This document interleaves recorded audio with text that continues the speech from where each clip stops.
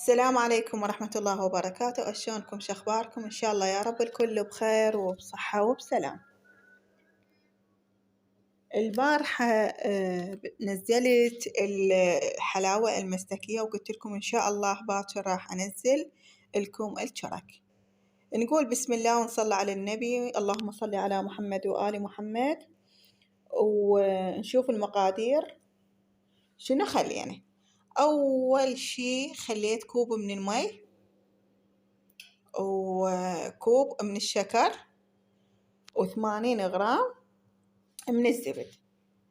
خليتهم على النار. أريد هنا بهاي المرحلة همي أنا أدفي المي لأن عندي عجين، وأذوب أذوب الزبدة وأذوب الشكر. ليش أذوب الشكر؟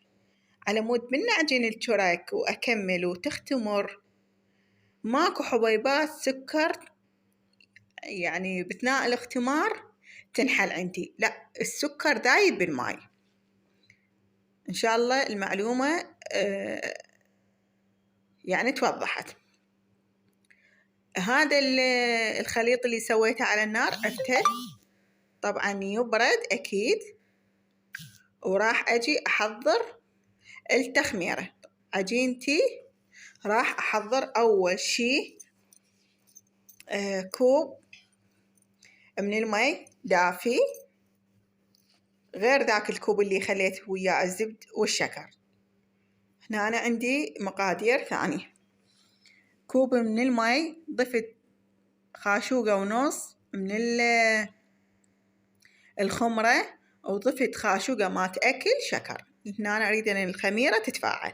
وضفت نص كوب من الطحين، راح أخلطهن بنات وأخمرهم تقريبا 10 دقايق ربع ساعة حسب حرارة الجو. وبعدين أضيفن الخليط اللي خليناه على جنب شوية همينة يدفى، وأكمل تكملة العجين. بنات سويت هاي الشرك وإن شاء الله سهلة الطريقة.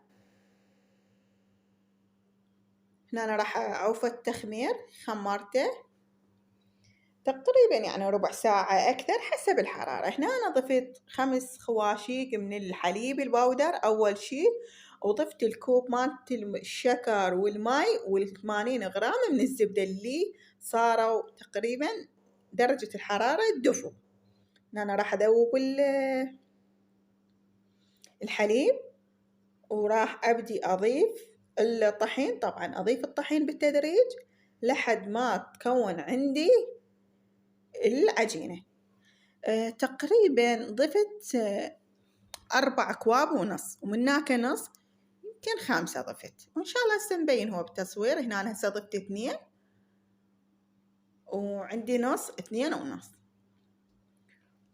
طبعا الطحين ما أقدر أنطيكم المقدار الثابت، هذا الكوب الثالث 3 ونص.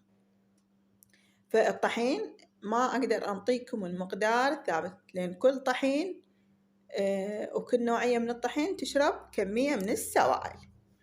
فهي طريقة سهلة وعجينة تكون طرية، يعني مو كلش يابسة، طرية بيها طراوة، ولازم تكون ما تلزق بالإيد. هاي الطريقة الناجحة للعجين. هنا أنا راح أبدي ألمن العجين بإيدي. طبعا لابسة كيف وما أعرف أعجن بالكيف، فأخير شيء كملت العجين وضفت بعد طحين، وضفت تقريبا رشة ملح بنهاية العجين، وضفت زيت همينة على مود. شوفوا بنات، فد معلومة بنات، هنا هذا العجين ما راح يختمر بسرعة. ليش؟ لأن عندي كمية الشكر كلش هواي، تقريبا كوب وخاشوقة ما تأكل، فخاف يعني العجين ما يختمر بسرعة بسبب السكر. هنا أنا خليته يختمر، وما شاء الله شوفوا الكمية شلون تضاعف. الصلوات على محمد. أنا سويته بثواب الإمام الكاظم عليه السلام. هنا أنا بديت أقطع العجين وأشنقه. طبعا ما شنقت بالطحين لا، بالزيت، كمية من الزيت أخلي بإيدي على الميز. طبعا راح أسوي عدة أشكال، وبنتي هم أنا رادت مثل ما بين بداية المقطع رادت خلية النحل، هم سويت لها حشيتهن بالتوفي، تتذكرونه اللي سويته بالقناة البنات القديمات. هنا أنا شوفوا راح شنو أسوي، سويت شنقت مجموعة وعفتهن ترتاح على جنب. جيت هنا أنا مديت العجينة، كمية من العجين. شنو راح أسوي؟ راح أشقد ما أقدر أمد العجينة، راح أجي أوزع لا على التعيين كمية من الزبدة اللي هي بحرارة الغرفة، وراح أبدي أضغط وأطبق العجين 3 طبقات، شوفوا هيك، وبعدين راح أبدي أضغط شقد ما أقدر أمد. زين، وراح همين أعوفها على جنب شوية ترتاح، وأرجع لها مرة ثانية. هنا أنا هاي قطعت عجين وسويت يعني رول، وسويت هاي الشرك العادية، ولا يعني تشوفون اللي يمكن التركايات أنا مسويتهم صغار، بس أكيد وراهم تخمير، ووراهم بالفرن ما شاء الله طلعت التركاية خير من الله، يعني قياسها حلو. هذا اللي خليت الزبد راح أبدي أمده بعد وأقطعه بالقطاعة مالت البيتزا، وأبدي هيك ألفه وأطبقه. بنات والله العظيم هاي التركايات يجننن، يخبلن الطعم فتشي. الزبدة أنطتهم أول شي طعم ولون كلش حلو يختلف، وثاني شي صار كريسبي من الخارج ومن الداخل هيك هش. يعني اللي حاب يسوي شرك ناجحة خلي زبد بين العجين، شلون هاي الطريقة، أو بعد حسب اللي الموديل اللي حابينه. هاي الطريقة هي شوية بيها صعوبة أكيد. رول، شوفوا شلون هسه هم عدتها، وراح ألوي مرة ثانية إن شاء الله يعني واضحة.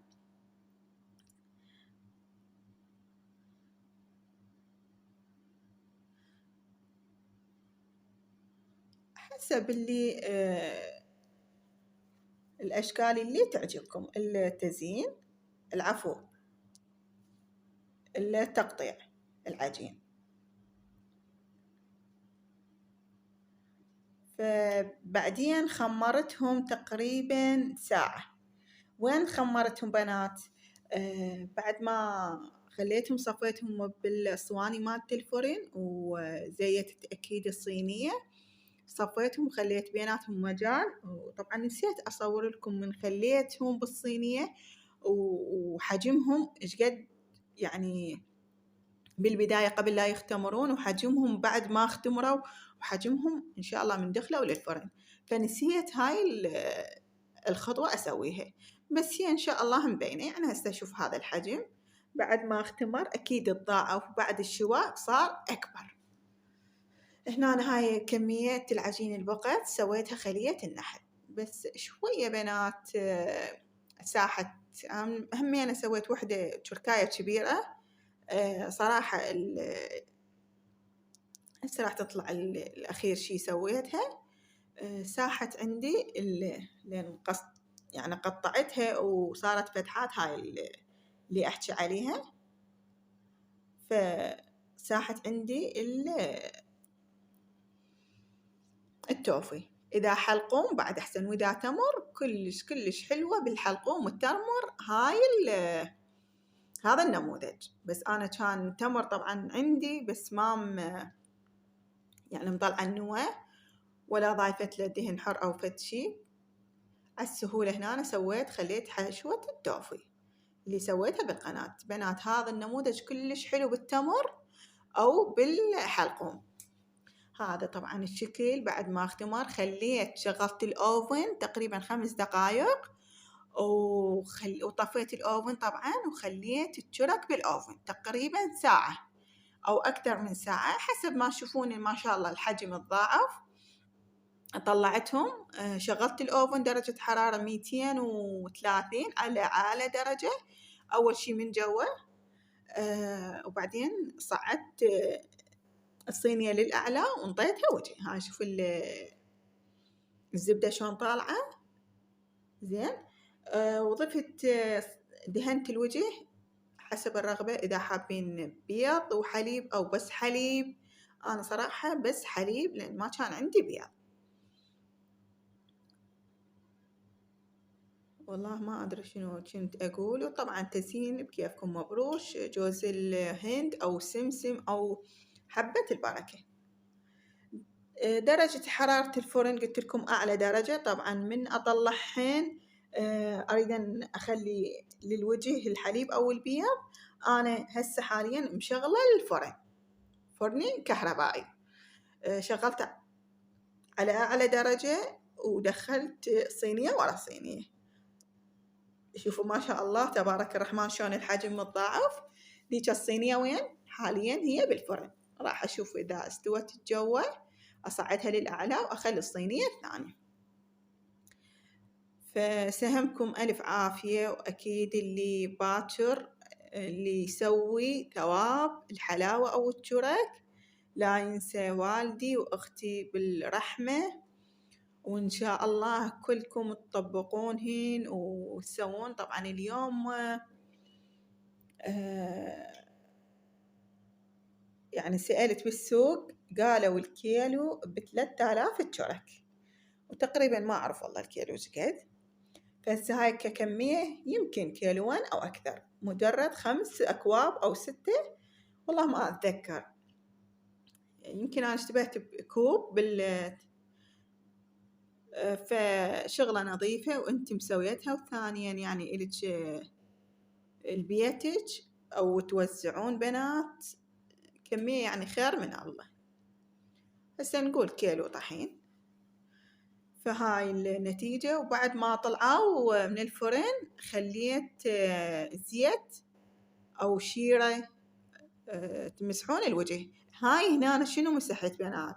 مسحته بالتوفي اللي ساح، انطاها طعم غير شي. وهذا سهمكم وهذا المنظر، وسهمكم ألف عافية. وإن شاء الله يا رب يواصل بثواب الإمام الكاظم مثل ما نوهت. وإن شاء الله هذا القليل الله يتقبل من عندنا بحق هو باب الحوائج. وإن شاء الله عجبكم المنظر. شوفوا بنات الشكل شلون وهشات يعني والله يجننن.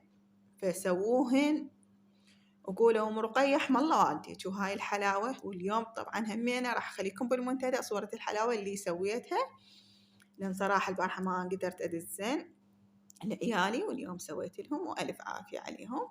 بس صراحة شرك ما سويت. ومن رحت لقيت مسوين هم الثواب العمي أبو رجلي هم حلاوة وشرك. فإن شاء الله باكر راح أسوي حلاوة التوفي أو يمكن حلاوة الطحين التمن، ما أعرف.